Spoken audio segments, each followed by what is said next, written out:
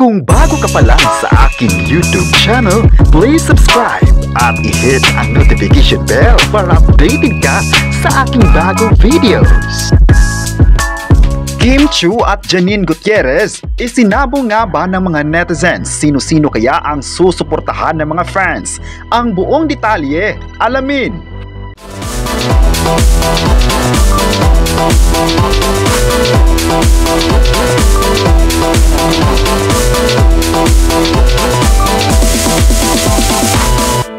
Hanggang ngayon ay di pa rin nahinto ang pagsabong ng mga netizens sa dalawang sikat na kapamilya actress na sina Kim Chiu at Janine Gutierrez.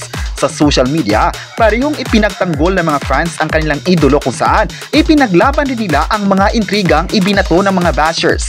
Ilan sa mga ibinatong intriga sa dalawa ay ang kasikatan na nakuha nila sa mundo ng showbiz. May mga netizens ang nagsabing iba ang kasikatan ni Janine at Kim Chiu sa ngayon dahil may kanya-kanya silang exposures.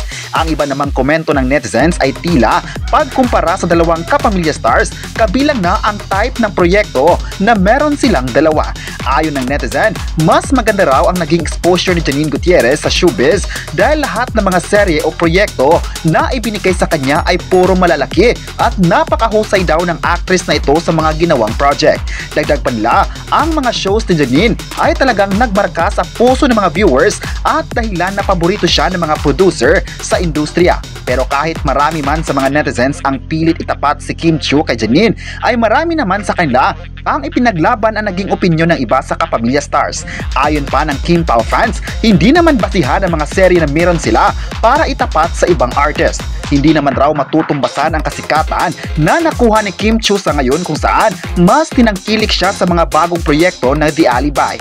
Ayon pa ng fans, lahat naman ng proyekto na ginawa ni Kim Chiu sa industriya ay tumatak sa mga viewers at pinipilahan sa sinehan, at bilang patunay pa niyan ay ang kasikatan ng kapamilya na movie niya na My Love Will Make You Disappear ay hakot awards sa gabi ng parangal. Kinilala siya bilang magagaling na actors ng henerasyon dahil sa kanilang movie success.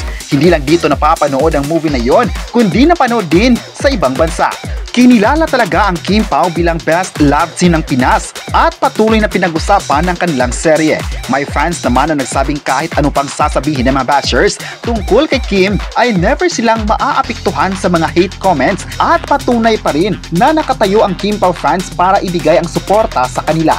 Nagpapatunay lang ito na marami sa mga fans ni Kim Chiu ang loyal sa kanyang kabaitan at humbleness. Kaya kahit ano pang intriga na pilit ibabato kay Kim Chiu ay handang ipaglaban ito ng lahat. Hindi raw dapat ikukumpara si Kim kay Janine Gutierrez dahil pareho silang magagaling sa larangan ng pag-arte. Ang tanging nagsabong lang sa dalawa ay ang mga taong hindi gusto makita ang dalawa na magiging successful sa showbiz. Mas mabuti na parehong susuportahan na lang ang dalawa para mas makita pa ng lahat ang galing nila sa pag-arte. Proud na proud ang lahat sa ipinakitang galing nila sa bawat proyekto ng ABS-CBN.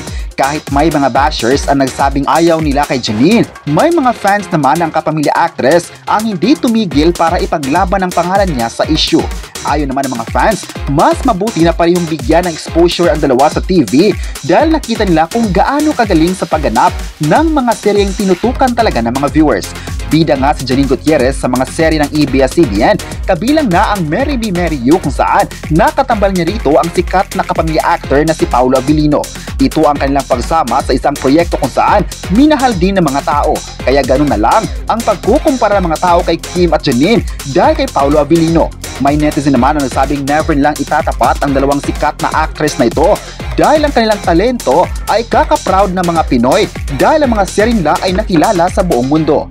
Kahit may competition man sa mga artista at serye naman, ngunit hindi mawawala na isa tayong Pilipino kung saan proud tayo sa mga gagawing series ng lahat. Kaya mahalin na lang daw ang mga proyektong gagawin nila sa industriya. Marami naman sa mga fans ngayon ang umaasang mahihinto rin ang pagkukumpara ng netizens sa dalawa dahil excited na rin sila na mapapanood ang bawat projects nila. Si Janine ay napapanood sa film at hosting At samantalang si Kim Chiu naman ay sa It's Showtime at The Alibi, ang pinakabagong serye ng Kim Pao ngayong taon. May netizen naman ang nagsabing sana marami pa silang mga proyekto na ibibigay ng ABS-CBN para mas makikita pa ng mga fans ang galing nila sa bawat karakter na ibibigay ng network. Mas naging ibabaw talaga ang pagmamahal ng fans sa dalawa, kung saan ang pagtatapat ng bawat artist ay di daw solusyon para makita ng mga tao kung sino ang magaling sa kanila.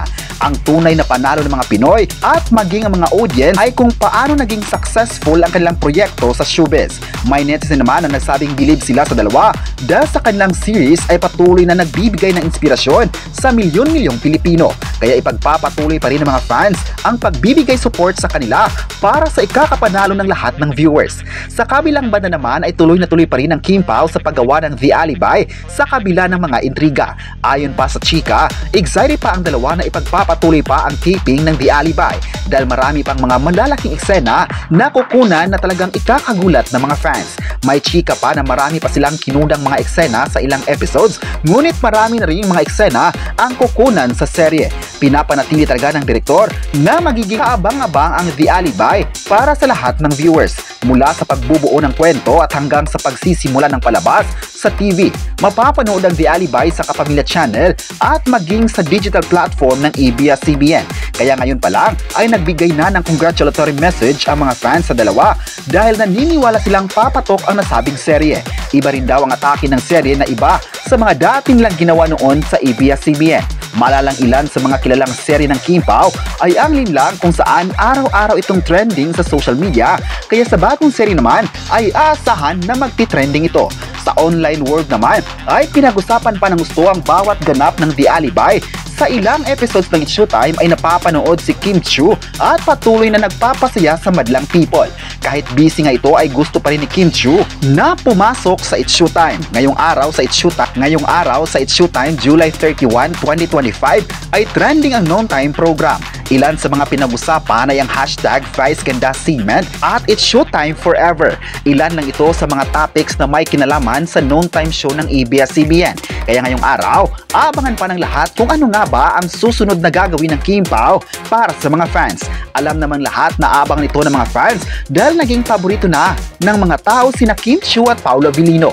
Kaya hindi talaga papalampasin ng mga tao ang bawat updates na meron ng Kim Pao. At kahit sa kanilang personal life updates ay pilit na tinutukan ng mga tao. Ganito kalakas ang fandom ng Kim Pao sa bansa at patuloy na nakikilala sa buong mundo.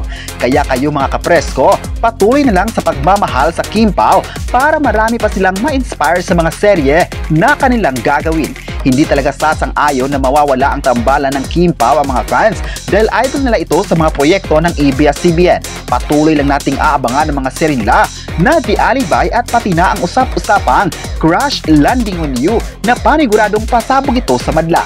Kayo, ano ang masabi nyo na itinapat sina Kim Chiu at Janine Gutierrez? I-comment na kung saan sa dalawa ang bet mo at huwag kalimutang i-subscribe ang ating YouTube channel.